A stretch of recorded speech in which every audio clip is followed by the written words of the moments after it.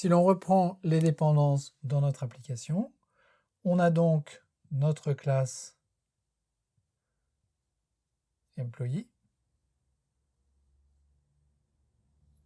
Cette classe, elle a besoin de 3 modules pour fonctionner. Un premier module derrière l'interface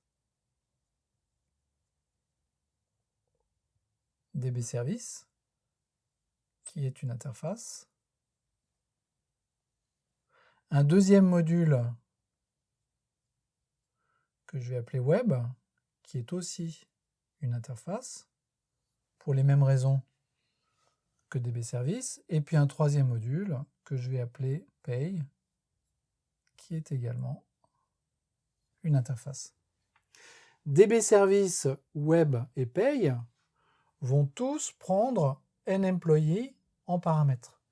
Donc ça veut dire que DBService dépend de Employee, Web dépend de Employee et Pay dépend de Employee également. Il se trouve que Employee, dans la façon dont il est fait, a une dépendance retour également. Donc Employee possède aussi une dépendance retour vers ces 3 interfaces. Pourquoi? Parce que la méthode SaveToDB, elle a été mise dans Employee. Donc tout ça va vivre dans un module particulier. J'ai des dépendances circulaires dedans, ce qui n'est pas terrible.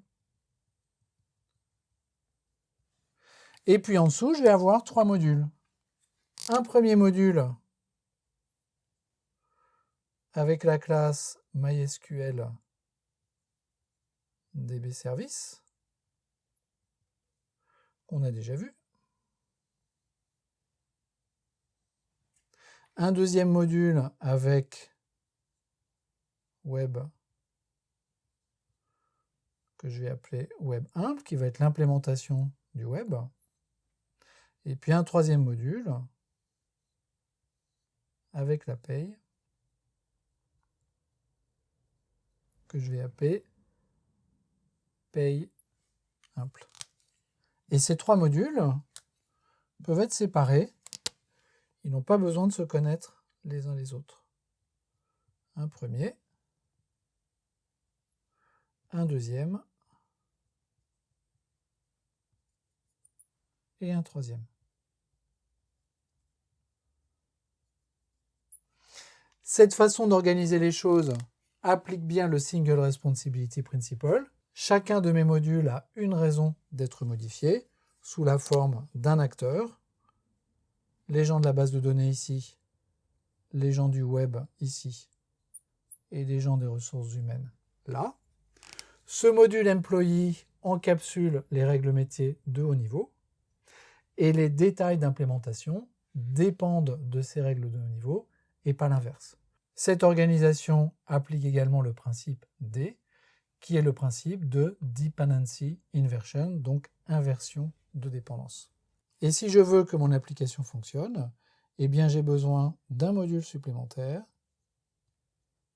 qui est le module main et qui lui va assembler les différents composants de mon application, qui va instancier mes employés, qui va instancier les différentes implémentations de mes interfaces et qui va construire mes instances d'employés en leur injectant les instances de ces interfaces.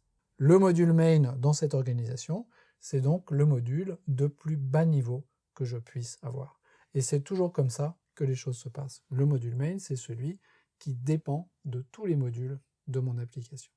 Donc voilà comment on peut organiser une application pour appliquer à la fois les principes S et le principe D, des principes solides de la programmation objet.